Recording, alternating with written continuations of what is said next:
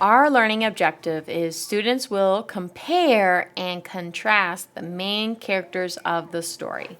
So compare means how are our two characters similar or alike, and contrast means how are they different.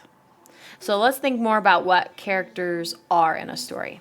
The characters in a story are the people, animals, or thing the story is about. So, with our characters, we want to know, right, what are they thinking? What do they look like? What do they do? Right? What am I like? How do I feel? Right? So we want to think about all of those things. And when we do that, if we have more than one character in a story, we can start to see how they're the same or how maybe our characters are very different.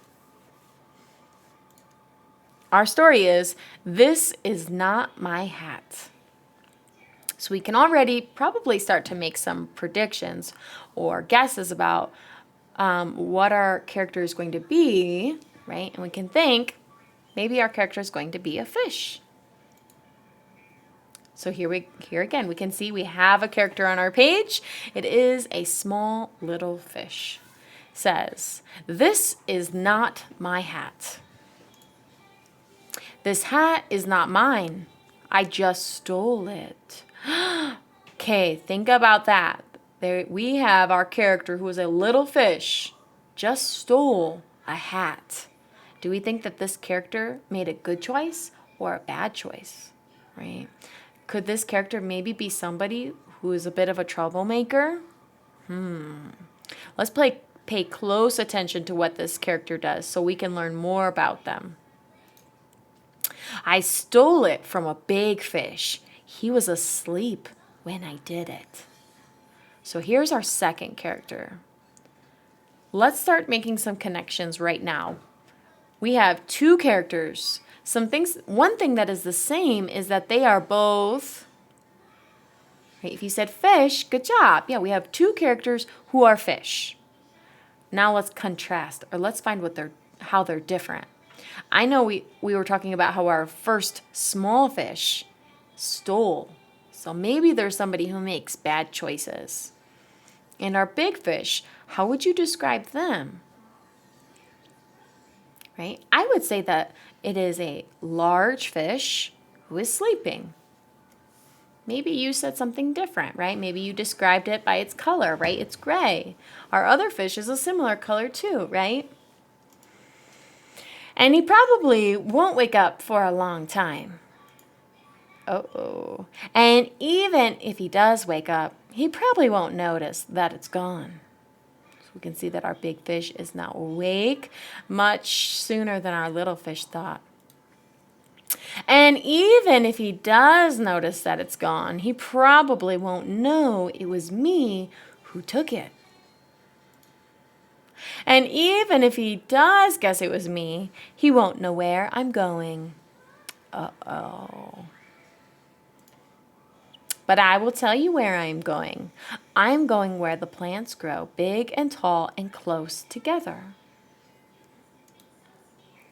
It is very hard to see in there. Nobody will ever find me.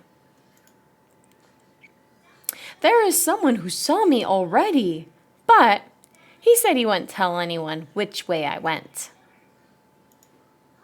So I am not worried about that.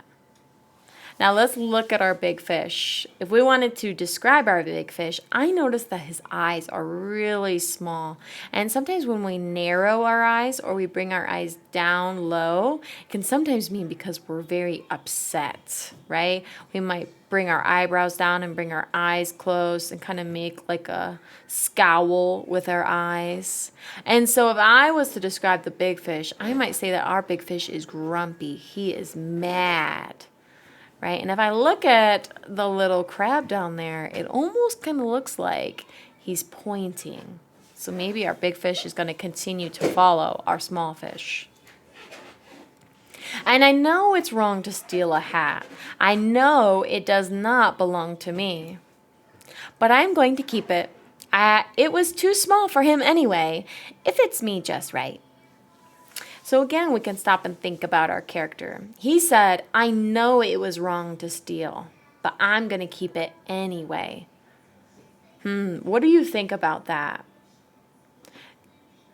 Was taking the hat an accident, or did he know what he was doing? If you said you knew that, if you said he knew that he was doing something wrong, you're right. So he's definitely somebody who's very obvious making a bad choice, right? Who decided to do something they knew was wrong, but didn't care about the other person or the other fish's feelings. And look, I made it, where the plants are big and tall and close together.